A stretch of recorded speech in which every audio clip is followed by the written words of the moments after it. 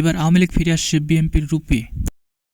তারাই বিএনপি, আর আমরা যারা বিএনপি হিসেবে রাজপথে লড়াই সংগ্রাম করেছি, এখন দলের সুসময়, এখন আমাদের কার দলের লোক কোনো মূল্যায়ন করে না। 5ই আগস্টের পরেই নাকি আওয়ামী লীগ বিএনপি। 5ই আগস্টের পরে তারা এখন এসে বিএনপি হয়ে গেছে, লজ্জা। আর এই কারণে বিএনপি নাকি এমনভাবে ধ্বংস হবে যাতে আর কোনোদিনও আসতে না পারে। এই বিএনপি আবার ধ্বংস হবে, আর এবির এমন ধ্বংস হবে যে বিএনপির অস্তিত্ব আর থাকবে না। জনাব তারেক রহমানকে 6 মাসের মধ্যে লন্ডন পাঠাবে।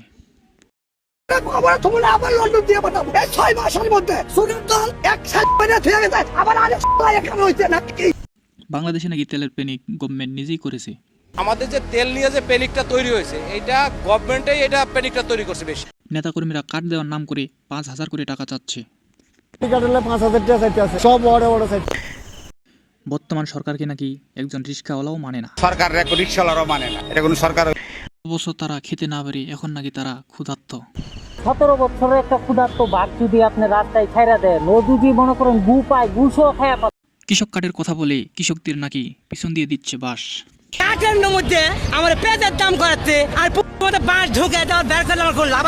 বর্তমান নাকি চাঁদাবাজি সিস্টেমও চেঞ্জ হয়ে গেছে।